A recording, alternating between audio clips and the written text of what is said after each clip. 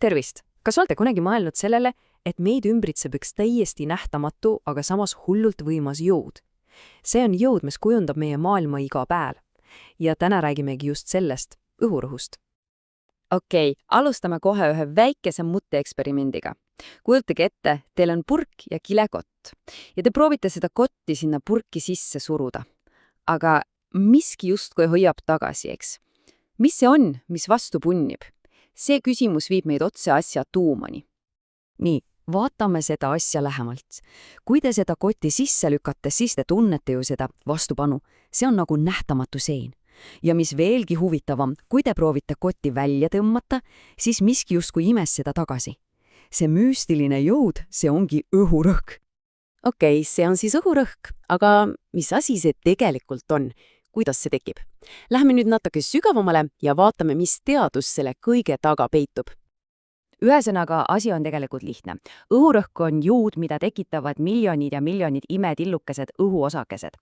Kujutage ette, et õhk on täis pisikesi osakesi, mis on kogu aeg liikumises. Nad põrkavad, absoluutselt kõige vastu. Siin pildil näemegi, mis toimub molekulaarsel tasandil. Need ongi need samad osakesed.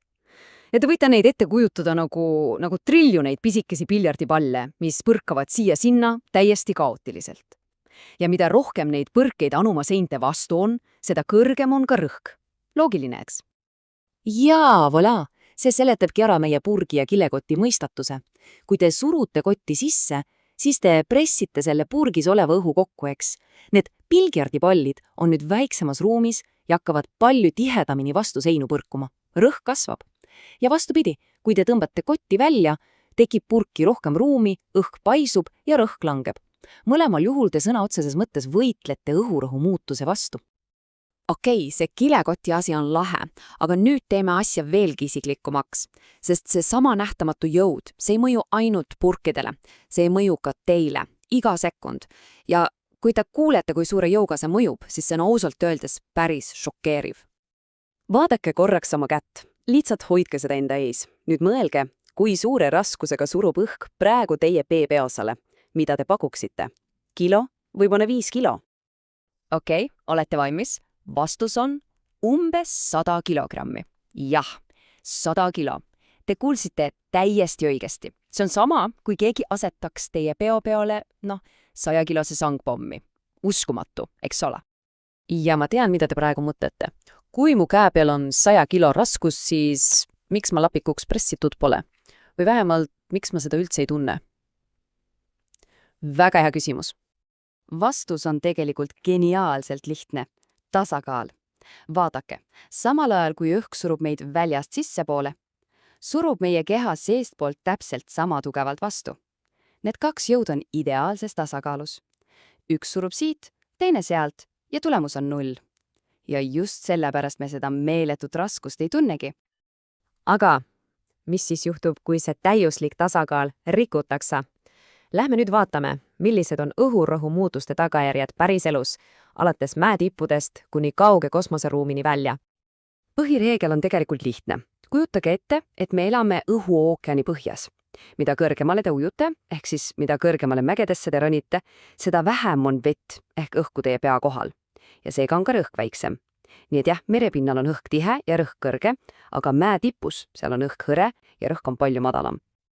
Ja sellel on väga reaalsed ja vahel tüütud tagajärjed. Näiteks, kui te olete kunagi mägedes matkanud ja proovinud süüa teha, siis teate, et vesi hakkab keema juba ammu enne 100 kraadi. Ja see tähendab mida? See tähendab, et teie kartulid või makaronid keevad ja ei saagi pehmeks. Kõik selle madalama õhurõhu pärast. Aga võtame kõige ekstreemsema näite üldse, avakosmose. Seal on vaakum, mis tähendab põhimõtteliselt 0 õhku ja 0 rõhku. Ja just sellepärast ongi astronautidel vaja skafandrit. See ei ole ainult hapniku jaoks.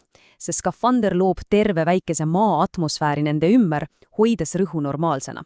Ilma selleta, tagajärjed oleksid üsna kiired ja ebameeldivad. Okei, kosmosest tagasi maa peale. Räägime nüüd millestki, mida ilmselt igaüks meist on kogenud, eriti kui olete lennukiga reisinud. Jah, ma räägin sellest, kui kõrvad lukku lähevad. See veider tunne kõrvades on puhas füüsika, mis on seotud õhurõhuga. Kui lennuk tõuseb, langeb salongis õhurõhk kiiresti. aga teie kõrva sees on rõhk veel vana, kõrgem. Tulemus, teie kuulmekile pressitakse väljapoole. See on see lukustunne. Maandumisel on vastupidi. Väline rõhk tõuseb kiiremini ja surub kuulmekiled sissepoole. Ja see plõks, mida te neelates või haigutades kuulete, see ongi see hetk, kui rõhk kõrva sees ja väljas jälle tasakaalu saab. Nii, teeme kiire kokkuvõtte. Mis me siis õppisime? Esiteks, õhurõhk on olemas, sest pisikesed õhuosakesed on pidevas liikumises. Teiseks, me ei tunne seda meeletut raskust enda peal ainult tänu sellele, et meie keha surub sama tugevalt vastu. Tasakaal on võti. Kolmandaks, mida kõrgemale te lähete, seda madalamaks rõhk muutub. Ja neljandaks, see kõik seletab ära nii mõndagi, miks toit mägedes aeglasemalt valmib ja miks lennukis kõrvad lukku lähevad. Ja lõpetuseks jadan teile ühe mõtte. Nüüd, kui te teate sellest nähetamatust jõust, hakkake seda märkama. Kus te veel näete õhurõhku oma elus tegutsemas? Ma garanteerin, et see on absoluutselt kõikjal meie ümber. Tuleb lihtsalt osata vaadata.